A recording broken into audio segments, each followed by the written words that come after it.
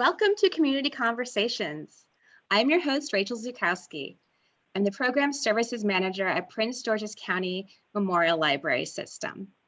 Every Thursday, we speak with civic and community leaders about a variety of issues.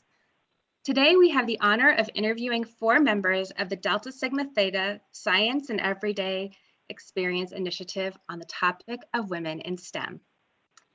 STEM is an acronym for Science, Technology, Engineering, and Math. First, I'd like to introduce the panelists and give you some background on each of them. And when I say your name, you could probably just wave or raise your hand so we know which one you are. Sheila M. Zellner Jenkins graduated from Fisk University and Vanderbilt University with dual degrees in BS Mathematics and Bachelor of Engineering, Electrical Engineering. She's a Senior Research Technology Analyst with the University of Maryland College Park Division of Information Technology.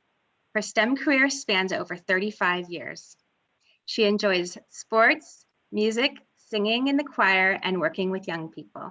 Welcome, Sheila. Velma Blue has a BS and MS in mathematics.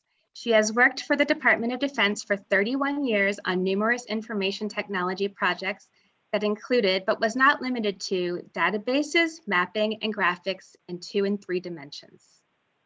All included design, testing, and implementation deployment of these systems. Welcome, Velma. Dolores Mclean attended Elizabeth City State University, where she majored in mathematics and science. For over 43 years, Dolores worked as a mathematics and science teacher in the public schools in the District of Columbia and Prince George's County. She enjoys doing hands-on activity in math and science with the children and completing Sudoku games. Welcome, Dolores. Cheryl Jones attended Tuskegee University, where she majored in electrical engineering and mathematics. Her STEM career expands over 30 years, and she is currently an IT program manager in cybersecurity. She enjoys volunteering in her community and spending quality time with her family. Welcome, Cheryl. So amongst the 4 of you, you have over 100 years of experience in the STEM field, which is pretty incredible. I started doing the math and I was like, wow, you all are some experts. So I have a couple of questions, and I wanted to start out with first getting some background about your organization.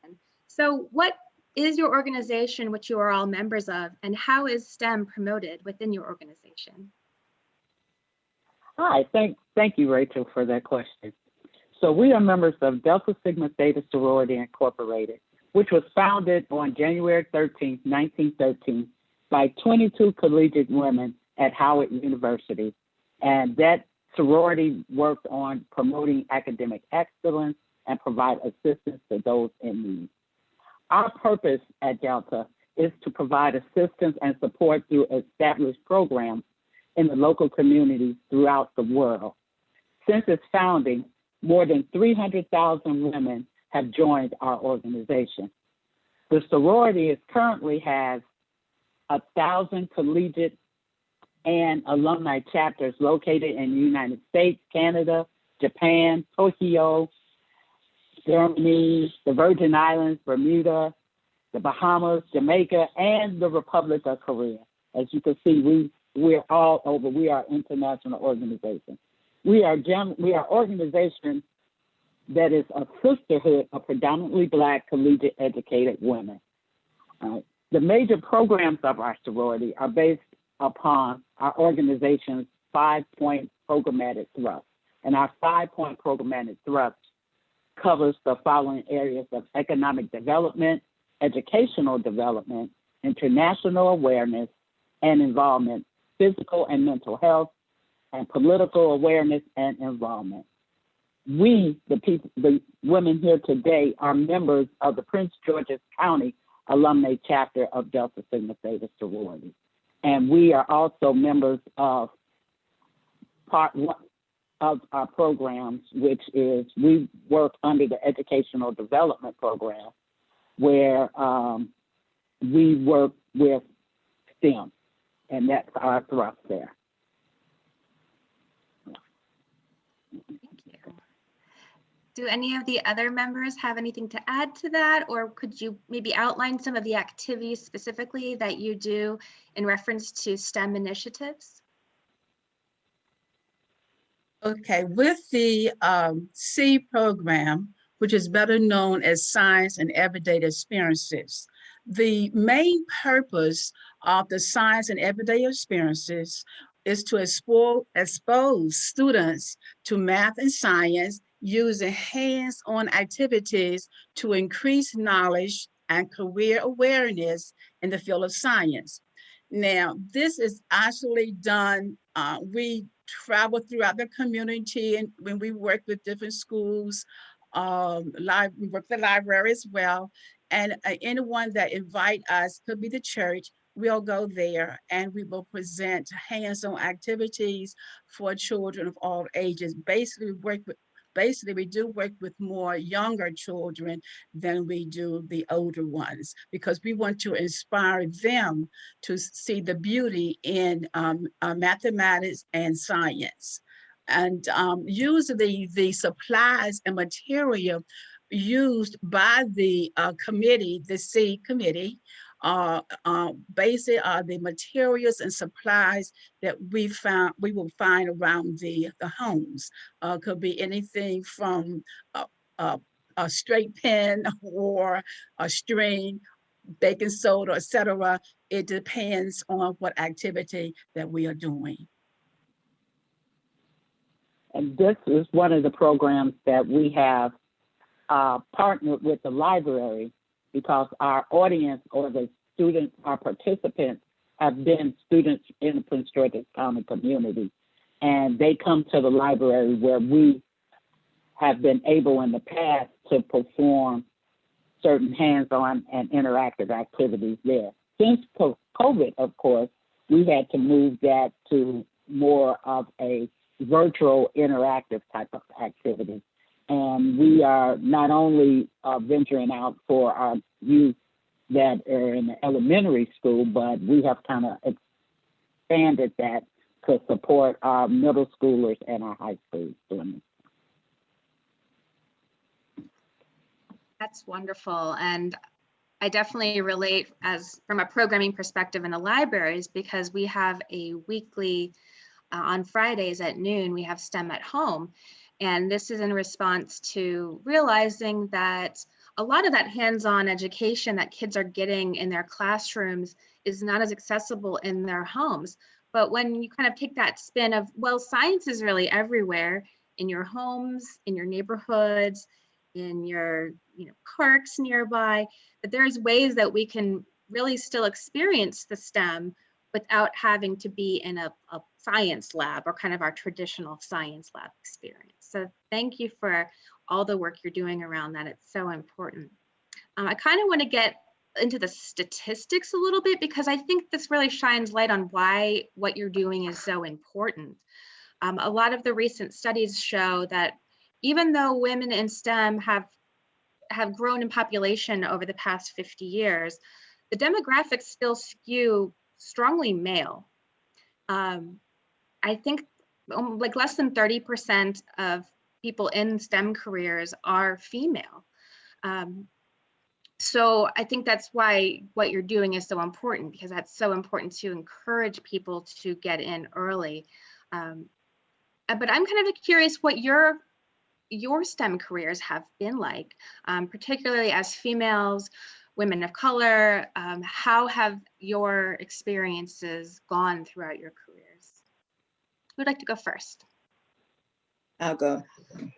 My name is Velma Blue, and I started my STEM journey in elementary school.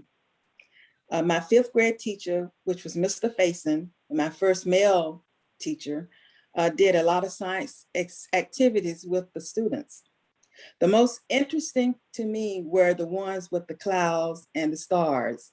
So after his class, I would go out and predict what the weather will be for the next day based on the clouds. And also at night, I'll try to see all the stars and the shapes that was in the sky, the constellations that was in the sky.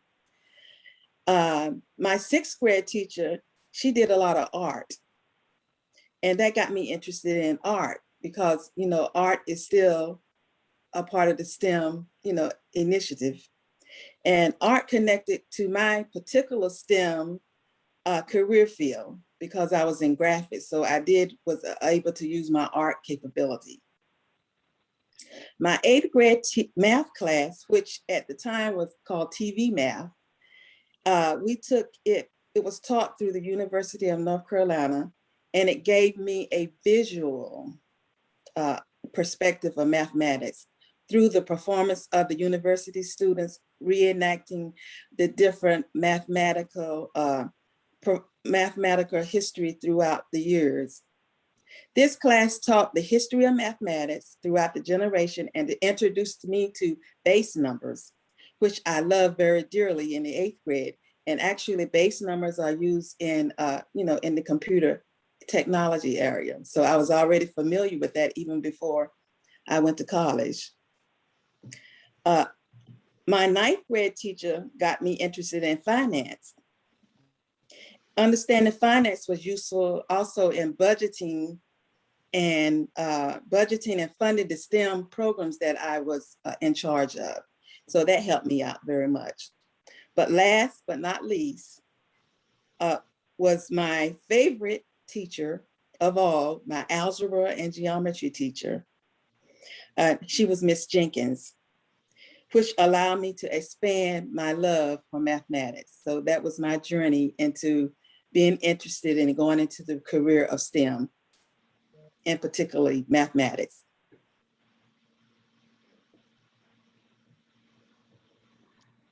Did you want to expound a bit, Velma, on what the career actually was? Where did you land after school?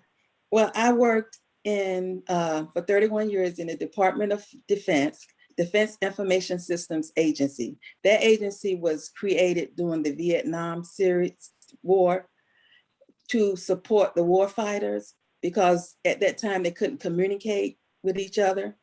And so they developed a agency that would collaborate and that they could pass data from one military organization to the other one and it could flow easily. So in that, I first started off with database systems and databases systems that supported the warfighter with equipment, you know, the equipment that was on the airplanes, boats, and whatever that need to go from place to place. And then the next avenue I did was a TerraPlot system, which was a graphic system, what they used in briefings, because I worked in the Pentagon and they did briefings. And so we had the early morning briefings, they used the maps that we did to present their briefings and the events of that day. And then I moved on to graphics presentation systems. And then I moved on to another highly efficient system in mapping, 3D mapping. And that was really, really interesting. And so and then I did another one using airfields mapping. So, and that used mathematics because like the circumference of the earth, a circle is not a circle, but it's based on a map, how the map was drawn. So if you're going to draw a circle on a map, you had to use different algorithms. So therefore, if I use my mathematics, I use my science, I use the physics, I use the art, and I use budget, because you had to do your programs, you had to have the right amount of money, especially when you're starting from zero. Love how all those fields really just weave right in together. And I think that's something that a lot of people don't realize. And when they think of the hard sciences, they think of kind of these silos. Well, they're all talking to each other and integrated with each other. So that's great that you have such a vivid career that you utilized a lot of your skills that you talked about in your early education. Awesome. Beautiful, beautiful. So I guess I'll talk a little bit.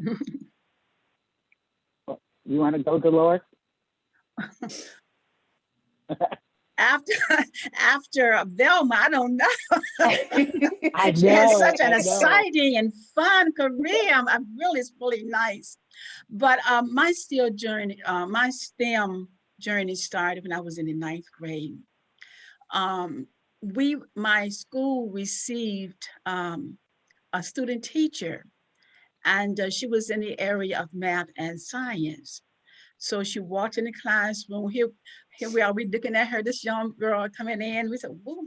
Anyway, making a long story short, she was awesome. She used, when she was teaching the math, she would use all different kinds of strategy to find answers that we didn't think about. And we said, wow, how did she do that? And then she made math fun and exciting by doing the shortcuts and doing the hands-on math, which is kind of different than you can think of. And I was not, but I was not good in math, not at all. But I worked so hard to learn it. Eventually, I did learn the math. And the thing that I like the most of what she did with that 25 that I do with some of the students now, where I would have them to come against me with a calculator while I saw the problem mentally. For instance, like we would say that 35, if you square 35, what would your answer be? We know there'll be 1,225. But when the sub was there, she was telling us something else. You can venture out and use your own mind and make up your own problems. So I thought about that. So it took me a whole week to get it together. But I thought about using, if she was using 2 digits number, I said, let me use 3 digits number. Let's say we use like 425 times 425 and figure out what would that answer be. So when I put it together and I said, well, that answer would be 180,625. Then I thought about, well, let's put 725 times 725. So I put that together and I said, wait a minute. Well, that would be something like 525,625. So it made me think a lot about how you can use your mind and make math fun. So I enjoyed that. So in 2002, when the Deltas got together, it was 3 organizations, outstanding organization was the Delta Sigma Theta Sorority. It was AAS, was the American Association for Advancement in Science, and also the Delta Research Education. So together, they decided, let's do the C. And I was part of that. So with the C, I represented the Eastern region. So I would go out and to the different chapters, and I would teach them hands-on activities in math and science and try to make it as fun as I could make it. And they enjoyed it. So then our chapter to say, okay, we have a C committee. So we had we designed a seed committee, and we went out to different places and schools, anyone that wanted us to come out to show, to demonstrate or present activities or workshop in math and science. We did that. And I truly, truly enjoyed that, because I really want to show that math is fun. And as women and as young children, as growing people, adults, you can learn math and science, and you can appreciate math and science because it is there, and we have to use it. And I wanted them also to build this confidence in themselves. When you start young and you are able to do the math and science with your peers and making it fun, the children will appreciate that, and they will not forget that. And then when they grow older, hopefully, we don't have the stack on the statistic on that at this time. We're hoping that over the years, that many of the students that we have worked with, that they while they were in high school, they were able to take challenging courses. When they graduated from high school and entered college, that they went into math and science fields, because it is a competitive field for anyone interested in math and science. And as I said, I love and I want to keep math and science alive in the classroom, in the community, anywhere, anywhere. Very good. I'm telling you, I love math. I love math. And I think in the close, and I'm hoping that that I made a change, I changed some of the attitudes about math with the children, because we want them to realize that it isn't as hard as people say it is. All we have to do is to understand the background of it and just move forward. That's so inspiring, Dolores, because confidence is so key in STEM, and something that in my trainings with library staff talk about fail. Failure does not mean bad thing in STEM. It means first attempt in learning. So if you have a fail, you just try again. You try something new. It's the design theory. What can we do to make it a step further next time?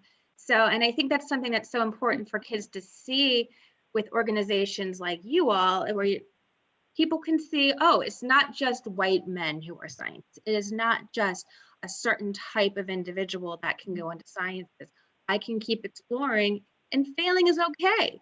That is actually kind of celebrated, that you can learn something from that as well. So I think that confidence is key. Really hit the nail on the head with that. Yeah, thank you so much. And as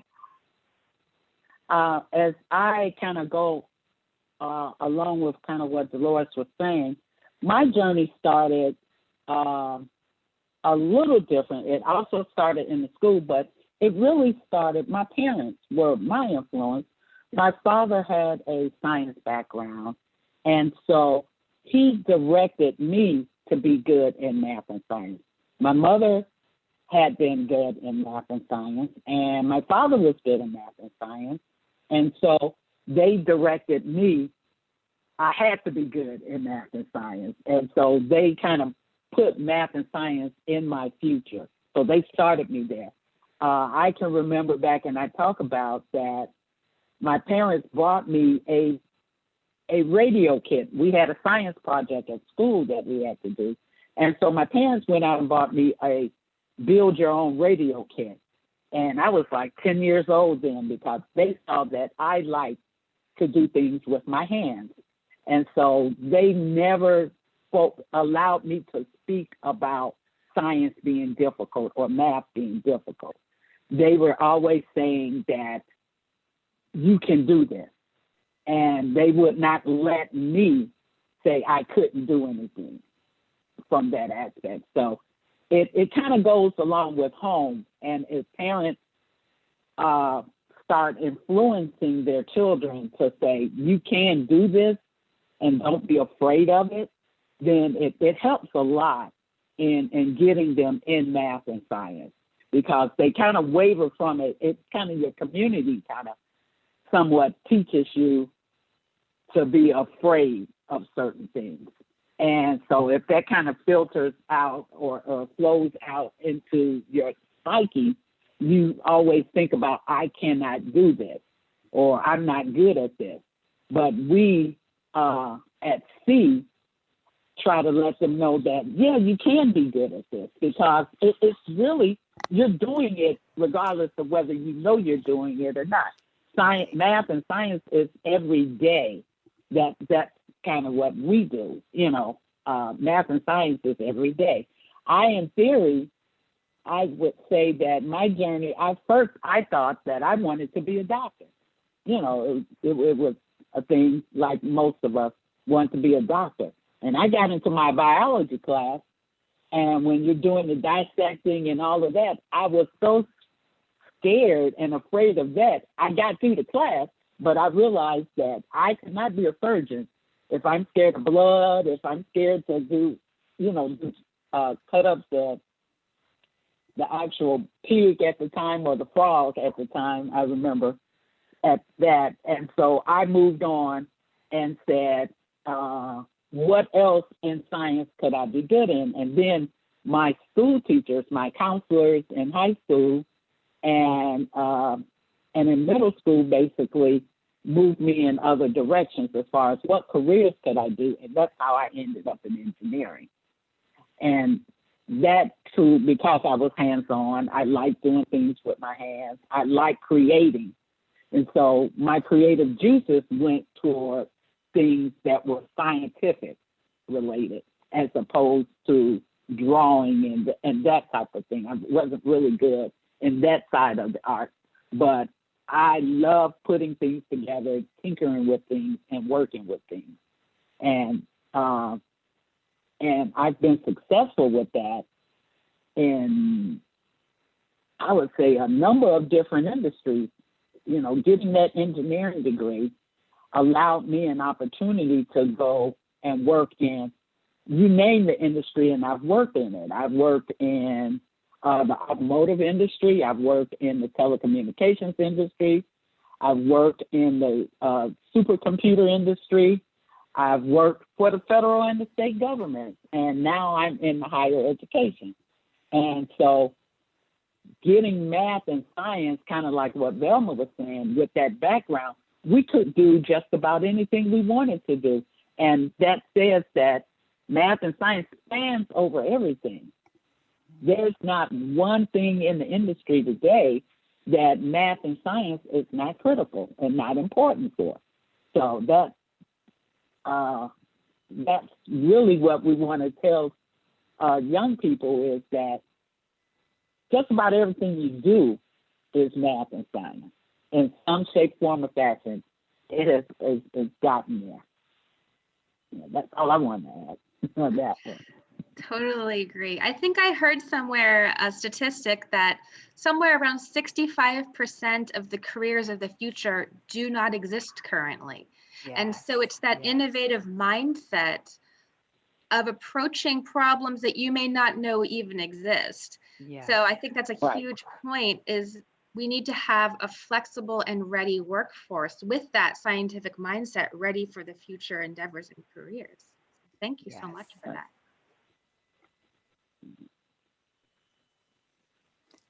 I'd like to share my STEM journey as well. Like you've heard a moment ago, a lot of us were influenced by teachers.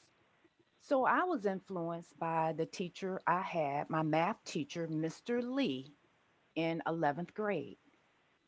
He encouraged and inspired me to attend MITE, which was the Minority Introduction to Engineering summer program that they had at Georgia Tech. And I remember when Mr. Lee first told me about engineering, my response was, Mr. Lee, how can I be an engineer? I never even been on a train before. I had no clue what engineering was about. But that summer, when I went to Georgia Tech and that MITE program, it introduced me to all sorts of STEM careers that I never heard of. When I returned home, it was my senior year, and I remember telling Mr. Lee I was so grateful that he pushed me to go to that program. And I told him I did not know how it was going to happen, but I was going to go to college and I was going to major in engineering. And my biggest challenge was nobody in my family had ever stepped foot on a campus, more or less enroll and go to college. So I was a trailblazer in my family to be the first to attend college. When I got there, I was active in the Society of Women Engineers, National Society of Black Engineers, and those organizations had me around like minded students, and we fed off each other. We inspired and we encouraged each other. I spent my summers doing internships. I had internships at IBM, Bell Labs, and the Carver Foundation. And at each internship, I learned more about STEM. I was able to apply the work that I'd done in school the semesters before. And I was able to have mentors on each internship, and they really encouraged me and motivated me. And oftentimes, my mentor would be the only other female that I would see on these internships. Um, I mean, the only females that I would see doing STEM work. So they really inspired and kept me going. After college, I made a lifelong commitment to be a lifetime learner. So that meant after I finished college, that wasn't it. I went back and got a master's degree, and I keep current with technology in terms of industry certifications. And as you mentioned a moment ago, some of the careers of the future are careers that are not even in existing now. And I know that for a fact because I'm in cybersecurity. And when I finished college, that wasn't a field, that wasn't a major, that wasn't any, there was no internet as we know it today. So you have to continuously be a lifelong learner to stay abreast of the direction that technology is going and kind of weave your interest in with how technology is moving. So that's my journey. So And that's inspiring. critical. Yeah, Go ahead. that's definitely critical. What you're saying, Cheryl, is that learning doesn't stop once you go to you get your degrees. You always have to learn because um, everything changes. Life is changing. In the areas of STEM, things change every day. And the careers that are available now uh, will not be available in the future. And what those careers are, we still don't know. And Right, we're still right. thinking through them. Um, I work now with cloud technology. Yep. And so the things that we talk about with AWS and Google and Microsoft, all these different cloud technologies that we are building and we have evolved into, those things are there, and we have to learn those things. I'm in training now, just because of that, to learn about different types of things that are out there, technical solutions that are out there that we will be using and continue to use in the future. I think this meeting and this presentation itself is a good example of, a year ago, we Exactly. probably wouldn't have imagined that this would be the reality of our everyday, being on, virtual meetings, virtual Yes, programming. yes. Uh, I've learned some film editing and Mhm. production and using different platforms. So you always have to be ready for what's coming next because you Yes, never know. I mean, this yes. pandemic has shown a light, especially on the technology side. You had to learn so many things so quickly over the Yes. past year. Exactly. Hmm. Right, that's why it's so Exactly. important to keep abreast of what is going on. You have because so many changes are taking place daily. So in And hearing your journeys and your educational background, I'm sorry, did I interrupt someone? yes, I was saying in my early days, I started off with card punchers. And then it navigated big mainframes. And now I navigated to the cloud systems, personal PCs, and Zoom and all this stuff. For our younger audiences, the card punchers are how computers used to work, right? Yes, Yes. yes. Exactly. Get it?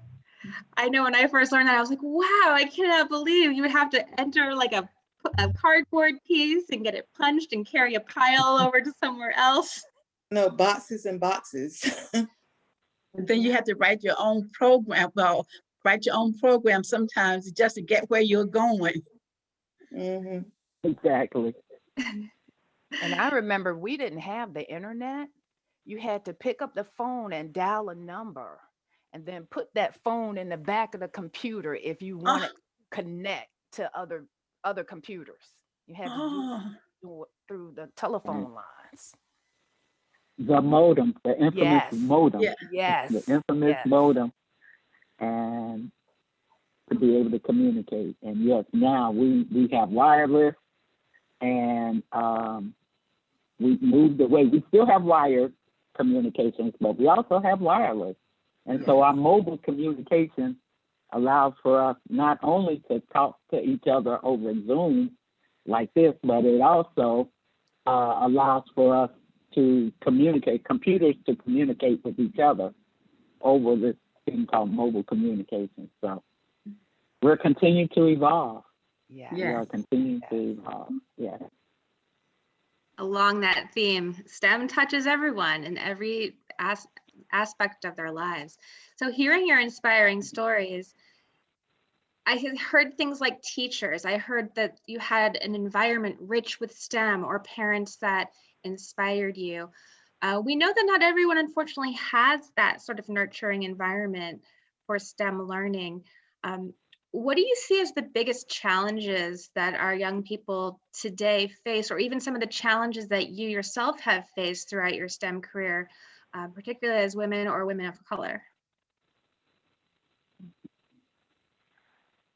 I think one of the most challenges that I experienced and that and still experience is, you've kind of brought it up, is that we're still trailblazers in our career, because currently in the career there's still very few women in STEM.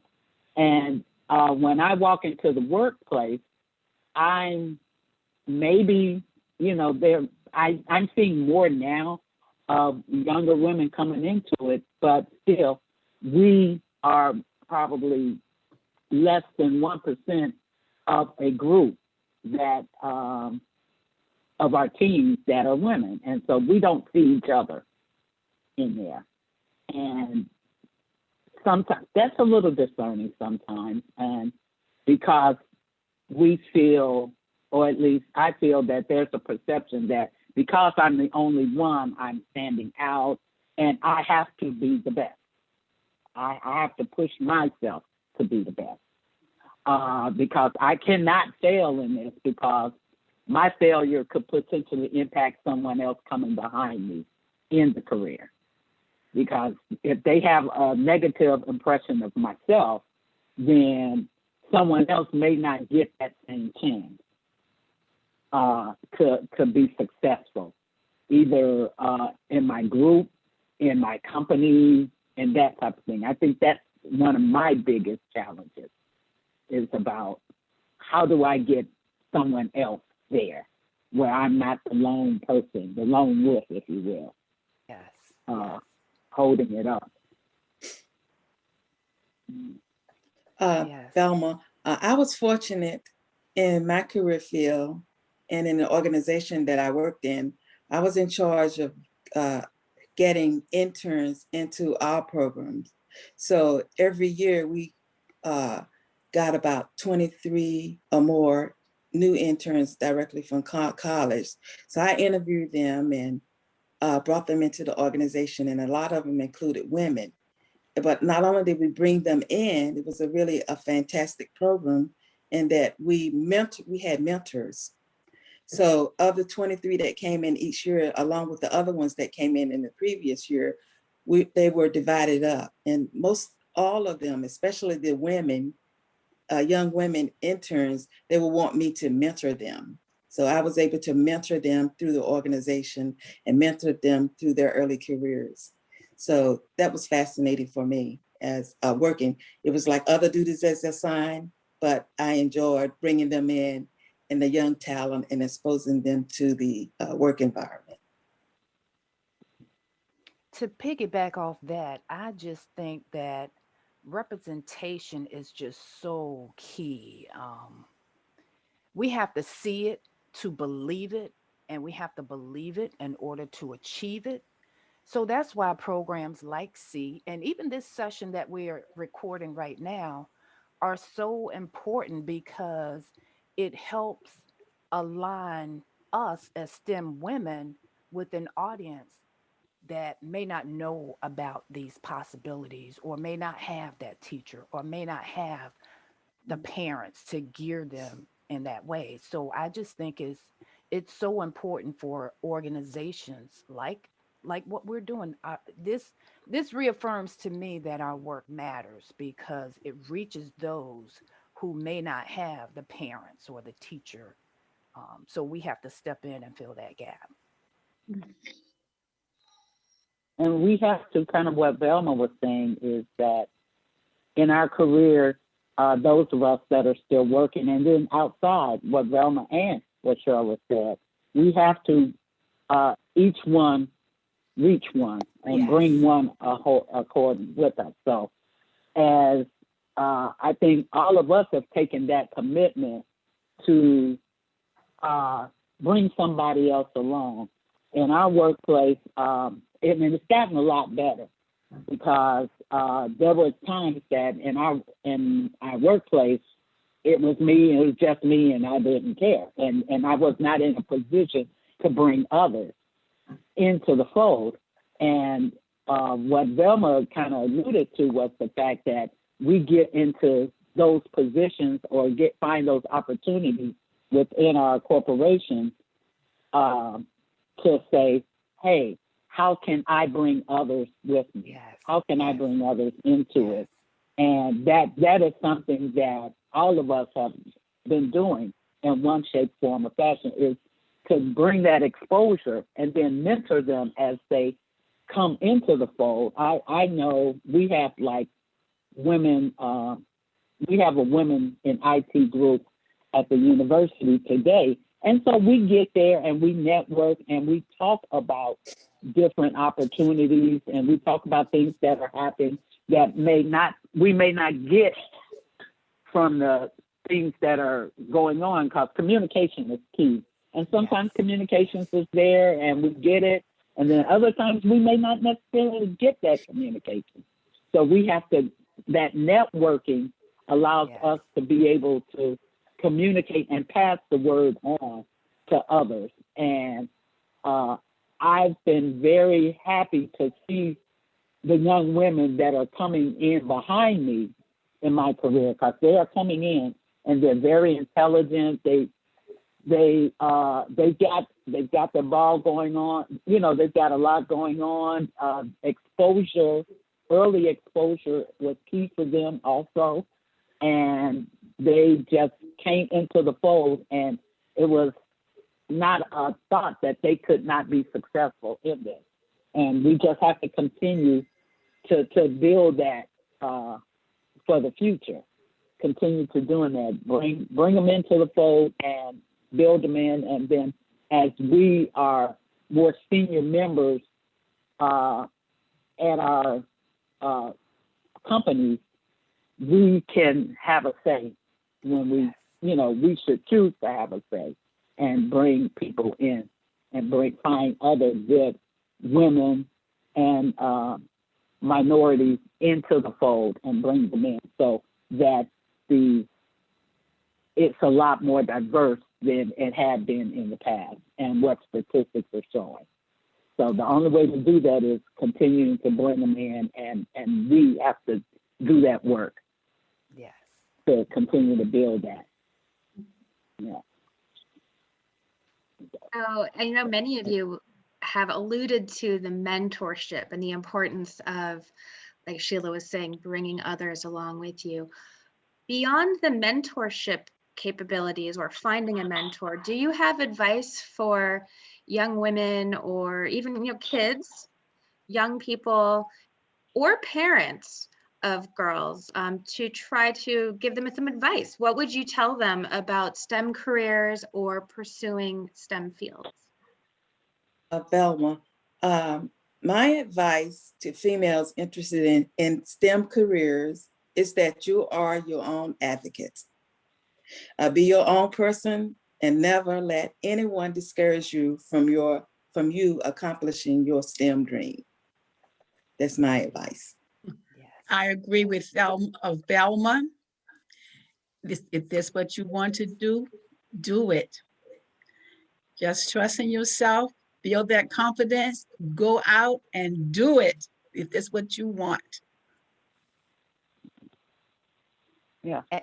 And I say, go for it. The sky is the limit. You can do anything you put your mind to. There's a poem called Equipment. It's an old poem written by Edgar Guest, and it was one of George Washington Carver's favorite poems. I would tell them to read that poem because it's telling you basically you have all the same equipment that some of the greatest scientists, the greatest leaders, they're born with the same things that you're born with. And if they could do it, you can too. So don't let anybody discourage you. And to piggyback on everybody else, I think that is key, is that if STEM is your passion, you work in your passion, you know, and if STEM is that, then just do it. Don't let anybody talk you out of it. You are as good as you want to be. No one else can define how good you are and what are your strengths. You know your strengths, or continue to learn your strengths, and go for it. Yeah, the you know, sky is I the think limit. I've evolved, you know, from a person that possibly questioned it to a person that said, oh, I'm good at this. And so you got to know that you're good at it, and go within yourself. And if you know that you're good at it, just go for it, like everyone else is saying.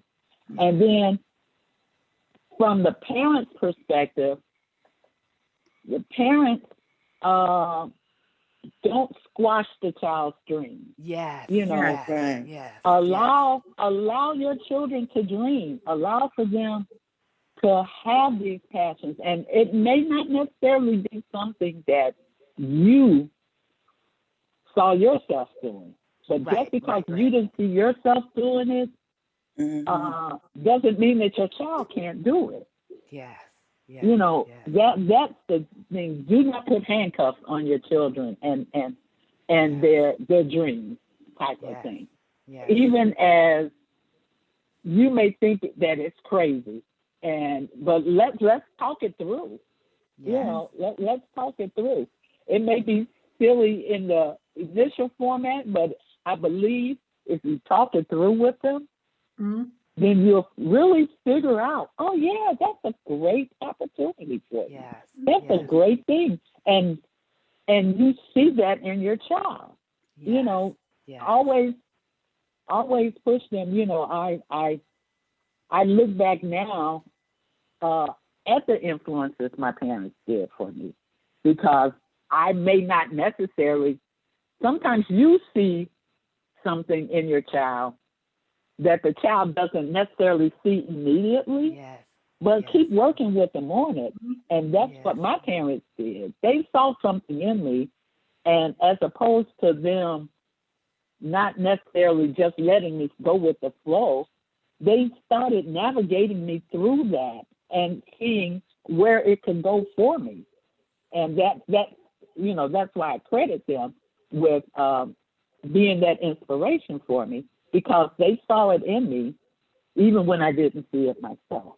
That type of thing. So parents have to be an advocate for their child and not necessarily an obstacle for their child. Stop telling the kids it's too hard, or it takes too long, or nobody's done it before. Yeah. Have to take that risk. I'm reminded of the Shirley Chisholm quote of, if you don't get a seat at the table, bring your folding chair. That's right. That's what you got to do. That's what you got to do. Show up and show who you are. Yes. That's right. Yeah. I love that. And that's, again, why it's so important, the work that your organization and other organizations, such as the library, I'm going to toot our own horn, of course, we provide access to activities in a non-competitive environment. I think what turns off a lot of, especially females, to the STEM career is when you walk into a room and you are the only female in there. it can feel overwhelming. But when you have activities that are really fun, that you're learning about circuits, you're learning about meteorology, you're learning about space, you're learning about engineering, it doesn't feel as competitive when you're not in necessarily like an academic setting.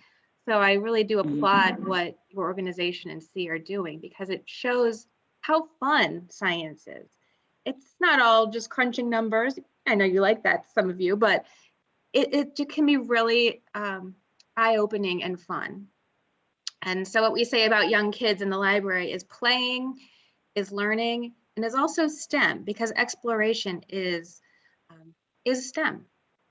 So I think we can wrap up there. I'd love to give you each an opportunity for some parting thoughts. And then I can give one last plug to the library after that, and then we can go our way for the day. Okay. Well, I just want to say that this is a great opportunity, and that we, as part of the C committee for Adult Stigma Data, we continually do different activities and think of different opportunities to expose our community in STEM. And one of those things that we're doing even now with the virtual, being in the virtual world, is that we, the C committee, is sponsoring what we want to call STEMming in the pandemic and it's a virtual event, a virtual activity that we will have on May 1st between 12 and 3 p.m. And we will have keynote speakers. We were going to have activities for each school age group. So we're going to have activities for the elementary school. We're going to have activities in STEM for our middle schoolers.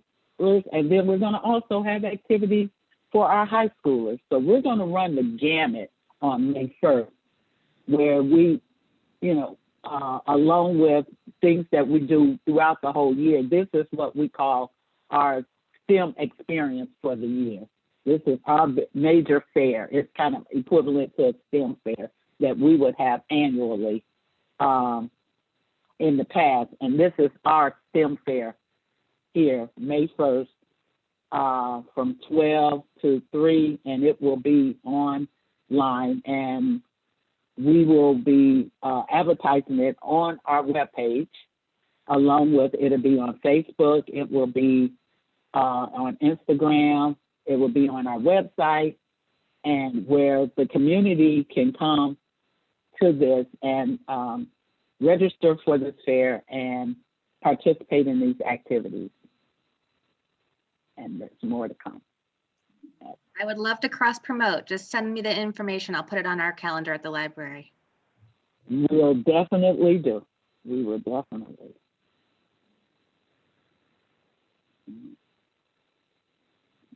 I'm going to say something a little different, because I know that STEM is love, because love is beautiful.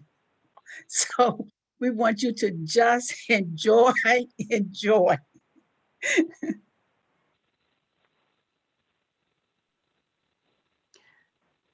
Any other parting words?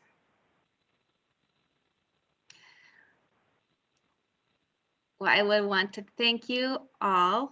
This has been so informative and educational and inspirational.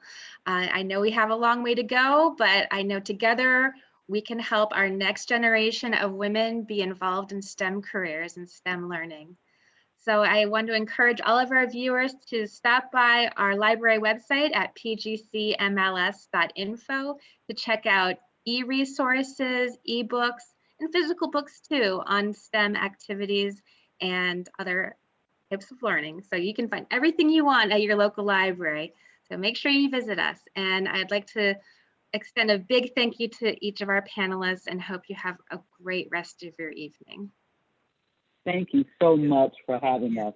And call us anytime, because we love doing these things. All right, well, signing off. Take care, everyone. Okay, take care. Bye-bye. Take care. Bye-bye.